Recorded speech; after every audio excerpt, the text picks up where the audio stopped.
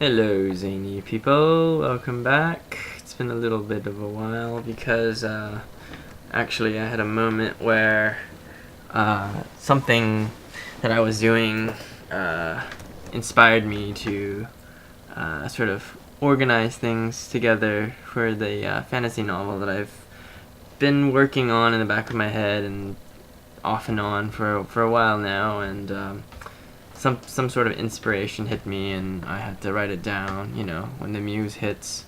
So that was what I've been doing for the past few days. Sorry for the delays. Back to work on the Let's Play. So today I'm going to cover itemization for what items that you want to actually have on your units and sort of how to think about them, and then also some unit customization, which I haven't been doing, and since no one's really actually saying or suggesting to give me any names so far, I am just going to name them something interesting, hopefully. So here we are. So there's going to be for the itemization. The first thing to talk about is that it's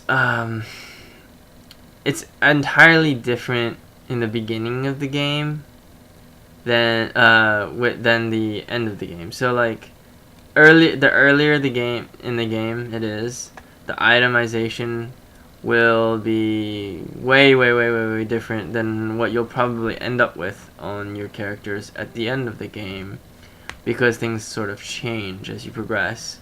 So one of the things I want to talk about immediately is items for weapons.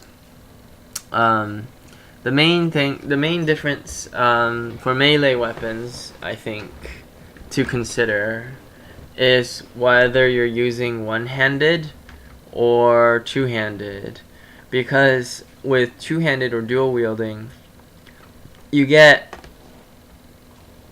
minus melee percentage damage, 25%, even though the item itself has a really high damage value. So you're actually not, doing twice as much damage. You're actually doing about the same as, like, having one dual wielding weapon on is about the same as having two weapons that are single-handed. And then if you're doing only with a single-handed weapon, like for example looking at a mace, yes, you are doing slightly less damage in the beginning, but it changes at the later end of the game. I'll talk about that in a bit. Tiring is also an effect that you want to think about. Minus one offensive point, plus one offensive point cost for each successive attack and attack skill. So that means the first attack usually costs 2 offense points, and then the second attack costs 3 offense points, and then the third attack costs 4 offense points. So that's how it stacks up. Now if you'll notice, single-handed weapons don't have that. So later on in the game, when you have more offense points at different points in the game, you actually can hit more times or do more damage with one-handed weapon than having two weapons, one in each hand, or dual wielding, because of the fact that you can actually hit more times than in one turn than a dual-handed weapon. Also to note is that you actually do less and less damage as you hit more times because of tiring. It doesn't actually say that here, but you actually deal less and less damage with each hit of a two-handed weapon. So that's another thing to consider. Finally, another thing to consider is when you're hitting somebody with a melee weapon, they may have dodge or parry stance up, and depending on whether or not they get sidestep or web of steel, they might have several dodge and several parry chances. So hitting somebody with a dual-handed weapon is not going to be very good in those situations because of the fact that you will likely miss or get parried. or get dodged. I mean, dodged and parried. So that's something to think about. So that when you actually get to the later stages of the game, a single-handed weapon actually ends up doing more consistent damage as well as more damage overall, because you're hitting them more times, you're swinging at them more times, I mean, and then most of those hits can actually hit more often, especially after the first 2 or 3 hits, because 2 or 3 attacks, because they they have to dodge, or they run out of dodges and blocks. So that's another thing to think about.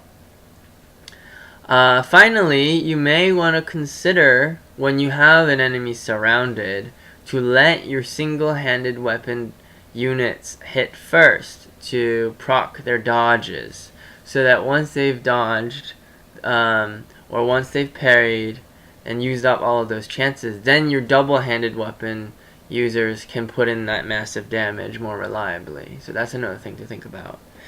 And then finally, there's different weapon types that actually give you a little bit of bonuses on everything. Weeping Blades for the Skaven is obviously one of the best, but you shouldn't overlook the other 2 options of between Fighting Claw and Halberd. I think they're also very equal, like they're equally valid. Fighting Claws is actually one of my personal favorites because it bypasses armor absorption. It may not matter in the beginning of the game as much, and overall Weeping Blades in the beginning of the game will do more damage, but later on in the game, when you have opponents that have upwards of 40% armor absorption, having armor absorption really helps you guarantee that you can put in that damage. Also, it gives you the benefit of climbing easier, which it doesn't actually say here, but it actually lets you climb a lot easier. It gives you a bonus for climbing. So that's very useful, especially on this guy here, the Night Runner, because you need climbing to trigger his passive. And then finally, with the Halberd, the crit chance bonus is just too juicy to pass up. If you're going for a crit build, I highly recommend choosing a Halberd. So there you go, the 3 main dual-handed weapons for the Skaven. And then I think for the one-handed Skaven weapon, if you're not going to try to dual wield and have 2 attack weapons, I think by far the most superior option is the Spear, because it helps you go through the dodge and parry. And especially since I talked about it earlier, if you're going to try to make the single-handed weapon wielders attack first to proc their dodge and parry, then you're likely going to be using the Spear to get through their dodge and parry a lot more reliably, so that by the time it gets your dual-handed weapon, they don't have to deal with the dodge and parry. So, and then the Spear also, helps you get through that, so you're just guaranteeing a lot of damage a lot easier.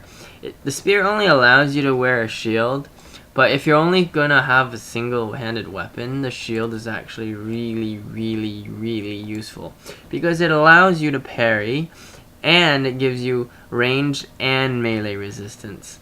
Because it gives you ranged and melee resistance, it makes your unit extremely hard to hit at later stages of the game, and because it also gives you, these stats actually go up when it goes up in rarity. Instead of just being white, it gets blue and then purple, and they get really, really good stats. For the helmet, I would actually consider not putting it on your warriors that are scouts, because it reduces your vision range, your vision perception chance, so that when you try to pass a perception check, it will more likely fail if you have a helmet on. So that is something to think about. It does give you good armor absorption, and that's something very nice. And it also gives you stun resistance, and that's actually also very useful. Also to note, it gives you arcane spellcasting minus chance, so don't put that on your mages as well. I would highly recommend putting a helmet on any of your tanks or frontline units that have to take a lot of damage, such as the Warp Guard. I'm actually going to put this on him right now. And yep, It's awesome. And that's what I have to say for that part of the equipment. I actually do like amulets a lot for Skavens, especially later on in the game when you're actually having to face off against a lot of mages. So that's something to think about as well. I don't believe that Skavens really need the pendant because most of the time I actually upgrade a lot of leadership, so they don't usually get feared or run away or any of the other nasty stuff that are status effects. For armor, clothing, light, and heavy, I think it's a real personal choice. If you're going dodge, definitely go cloth, but both light armor and heavy armor are good choices as well. It just depends. You have to understand that the heavy armor gives you the drawback of reducing your movement range by 2 unless you get armor proficient passive skill. So that is actually a really big drawback. So I would definitely only put heavy armor on the guys that you know are going to be your frontliners. Light armor is great if you know that you're not going dodge, for example, or if it's a unit that doesn't have the option, or if that doesn't have the option of going heavy armor, then the light armor is great if you're not going dodge on it, on that particular unit. And that's about all for the equipment. I'm actually gonna pause this video and make a separate video for the customization. I think that's more appropriate to keep the two separate, so I can label them differently. But I will have a part B for this episode covering customization for the units. Thank you very much. Oh, and also, sorry, one last second. I should actually make my ranged video soon, but in the ranged weapons, I think there's the two main considerations are your actual range, as in the distance that you can shoot, and it's right next to this target symbol right here. This one is 15, so it's only 15 meters.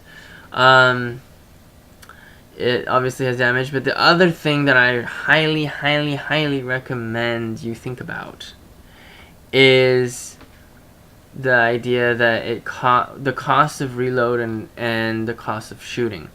I absolutely abhor the warp log pistols, and I think it's completely useless because it actually gives me a +1 offensive point cost. Because of this thing giving me more cost to both reloading and to shooting it, I feel it's really unwieldy, and toward the later stages of the game, my shurikens can hit a lot more often and reload a lot more often on the same turn than the warp log pistols. This is why I actually don't like to rely on warp log pistols, because if you miss one shot of warp log pistols, that's almost like half your damage for that turn.